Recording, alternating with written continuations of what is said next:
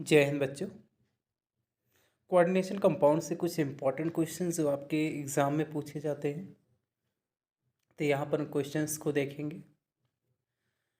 पहला क्वेश्चन है आपका, when a coordination compound CrCl3 6H2O is mixed with AgNO3 2 moles of AgCl are precipitated per mole of the compound, write the structural formula of the complex.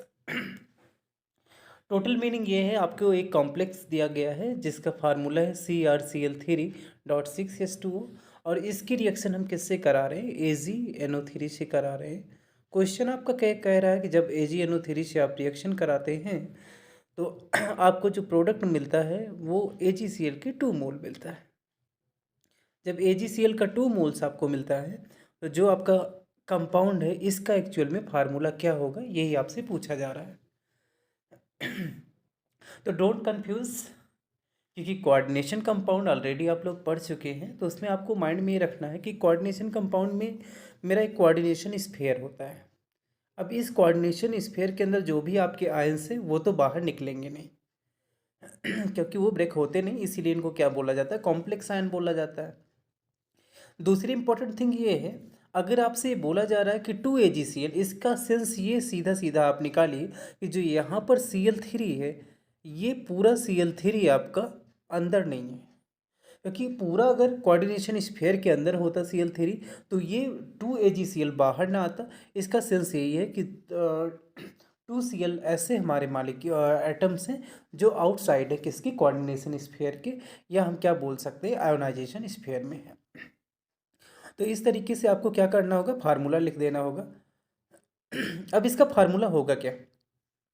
देखिए, ये आपका main compound हो ही गया, coordination sphere मैंने लगा लिया, Cr हो गया। आपको बस समझना यही है कि अगर ऐसे क्वेश्चन आते तो इसका सेंस यही है कि Cl2 मतलब 2 Cl बाहर आ रहे हैं, तो इसका मतलब Cl2 आपका क्या है?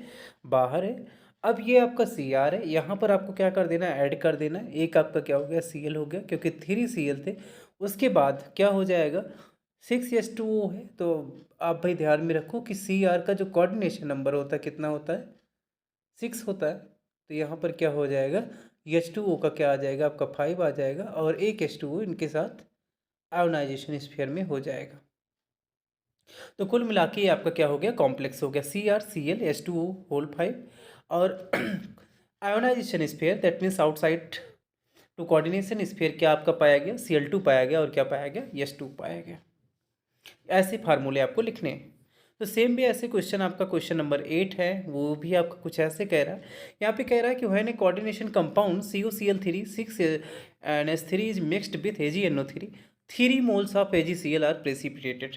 कितने मोल AgCl आपको मिल रहे हैं? 3 मोल्स मिल रहे हैं। तो मीनिंग क्या हुई अगर 3 मोल्स मिल रहे हैं? तो इसकी मीनिंग ये हुई कि आपको ये देखना है, जो 3 मोल्स मिला इसका मतलब Cl कितने बाहर आए? 3 आए। तो यहाँ पर जो आपको फार्मूला दिया गया Cl3 है, तो इसके मीनिंग क्या हो गई कि जितने भी Cl हैं वो आउटसाइड ऑफ कोऑर्डिनेशन स्फीयर है। तो बस अगर इतना मुझे मालूम हो गया तो हम क्या करेंगे? Right structural formula of the complex. जो ये कॉम्प्लेक्स है इसका क्या करना है? स्ट्रक्चरल फार्मूला लिखना है। अब मैंने देख लिया कि यहाँ पर क्या होगा, CuCl3 से अगर हम क्या कराते हैं? AgNO3 से रिएक्शन करा देते हैं। AgNO3 क्या होता है भाई? आपका सिल्वर नाइट्रेट होता है। जैसे ही आप रिएक्शन कराते हैं क्या हो जा रहा है? क्वेश्चन में बोला जा रहा है 3AgCl आपको मिल जाएगा। तो 3AgCl क्यों मिल गया? क्योंकि यहाँ पर 3Cl फ्री थे। तो अब देखो, इसका अगर आपको क्या लिखना हो, फार्मूला लिखना हो, तो कैसे लिखेंगे? सबसे पहले तो कोऑर्डिनेशन स्फीयर लगा दीजिए और यहाँ पर क्या बना दीजिए? CO बना दीजिए। उसके बाद आपका क्या हो जाएगा? NH3 हो जाएगा, NH3 का होल 6 हो जाएगा, और यहाँ पर हमारा Cl3 क्या हो जाएगा? बाहर हो जाएगा।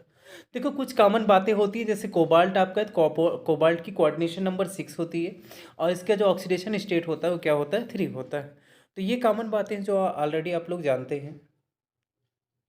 बस केवल इतना समझना है कि अगर ऐसे क्वेश्चन कोई भी आपको बताता है कि 2 मोल्स मिलते हैं, 3 मोल्स मिलते हैं, 4 मोल्स मिलते हैं, तो आप डेफिनेटली इस बात को अपने माइंड में रखिए कि जिसका हमें मिल रहा है इसका मतलब उतना वो एटम्स क्या है? हमारा आउटसाइड है कोऑर्डिनेशन स्फीयर के। कहीं पर अगर आपका 2 मोल मिल रहा है कि आपसे बोला गया 2 मोल AgCl, तो इसका मतलब जो Cl था आपके 2 एटम्स बाहर थे।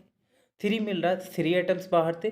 और किसी और का ले लेगा, वो Pr का ले लेगा, ठीक है, I का ले लेगा या किसी अदर आयन का ले लेगा, तो उतने भी बाहर निकल पाएंगे आपके जो कि आउटसाइड कोऑर्डिनेशन के स्फीयर रखे गए हैं, अदरवाइज बाहर नहीं निकलेंगे। तो ये क्वेश्चन आपके लिए बहुत ज़्यादा इंपॉर्टेंट रहेगा। Thank you for watching.